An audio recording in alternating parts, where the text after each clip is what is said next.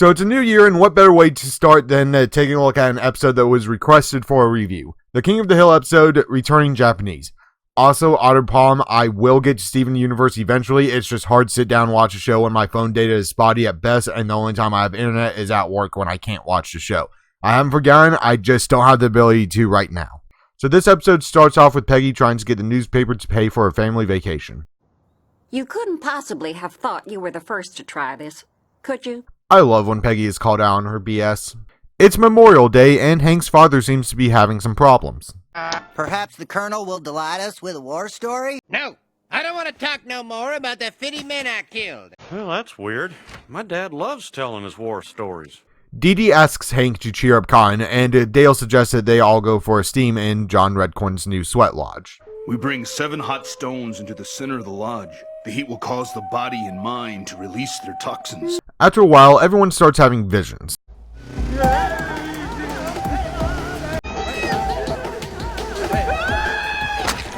Dale, I know how I'm going to die. Was it good for you too, baby? Ow. Con sees visions of the people he killed in World War II. He panics and runs out of the lodge, and later we see Bobby trying to cheer Con up, where Bobby sees an old wallet Con has. Who's that? A lady you saved during the war? I didn't save her, I killed her husband. He was a Tojo. Took his wallet off the body. Spoils of war. I'm feeling bad for all the things I've done to the Japanese. Con wants to return to Japan so he can apologize to the people he did wrong, but can't because all of his money goes to other people. Then Bobby gets an idea. It's called The Widow in the Wallet, where once the soldier killed, he now makes peace. Wow. There is really no story in that at all. When Peggy tries and fails to sell another idea to the paper, she steals Bobby's idea. Wait. I do have one last idea. I call it Widow in the Wallet. So I'm going to pause the main plot right here because there's a few side plots beyond Con's. Dale and Bill end up going into Hank's house and end up being arrested because they are breaking and entering after a failed attempt to make it look like people are home. And Lynn looks after Lady Bird and ends up thinking she killed her, followed up by getting a new dog that looks like Lady Bird and confusing the two. Anyway, everyone boards the plane, and during the flight, Peggy tries to finish her article so she can enjoy her vacation, and Con won't help her. Con has another panic attack after the in-flight movie about Pearl Harbor, and Hank locks Con in the plane overhead. Be careful, he may have shifted during flight. When they get out the plane, a news crew is waiting to take them to the widow Con's looking for, and Con refuses because this is something he wants to do in private, so Hank helps sneak his father through the news crew via duffel bag. So Hank goes to offer his help to his father, where he learns the real reason as to why Con wanted to come back to Japan. Good Lord, this wallet woman isn't some mystery. You slept with her, didn't you? A lot. Did you even kill her husband? Wasn't married. Hank storms out, and later Con asks for a picture of Hank and Bobby to show to Michiko. Hank then goes to give his father support at Michiko's home, where we meet Hank's half-brother, Junichiro. Whoa! Afterwards, we learn the story of Con and Michiko's relationship. Well, I spent the year after the war in the U.S. Army Hospital in Tokyo. Every day, a Japanese angel would drain my shins of pus and fill my heart with love. I was under strict orders not to fraternize with the conquered women. So we hid our love. During wartime, you don't think about the future. But it comes anyway. I was being shipped out. I did what I could to stay, but it wasn't enough. I left more than my shins in Japan. I left a little piece of my heart. And some seed, I guess. Back at the hotel, we start Bobby's side story where he dances with a girl at an arcade cabinet. Dance? So we finally see Con and Michiko meet and catch up.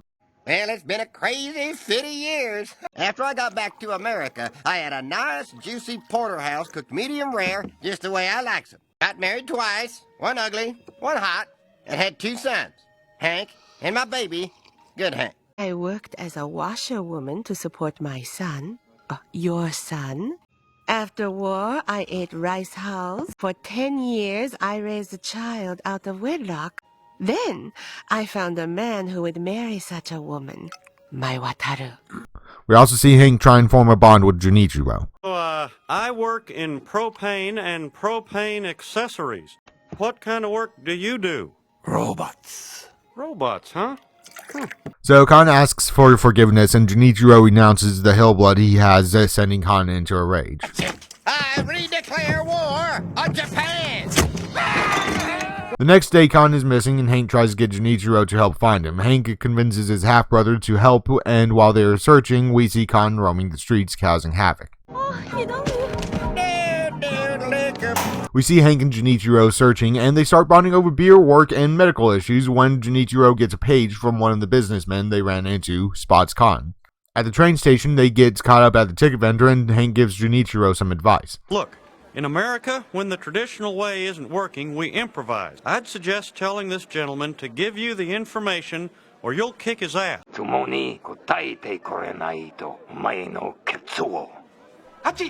They spot Khan, and he tells Hank that he's going to spit in the Emperor's face. What? Dad, no! We're too late. Our dad's on his way to spit in the Emperor's face. Whoa! Khan makes it to the peace ceremony and alludes to his plan with the news crew, and we see Hank and Junichiro try and make it in time to stop Khan. Junichiro is having problems getting through the crowd when he snaps. I'm kicking your ass! Look at me! Here come Ronald Reagan and Mike Tyson! They finally get Khan, and Junichiro gets Khan stopped when he calls the Khan father. I called you father. There is no shame in being a heel. Hank taught me that.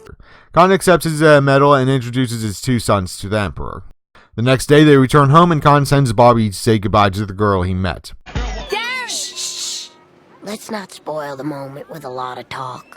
Let's just dance! So that was Returning Japanese, a fine episode that gave Khan some much-needed character development. Up till now, he was primarily the World War II vet that hated just about everyone with a few exceptions. This is one of the few episodes that shows that he doesn't hate Hank, which is always a nice sight to see.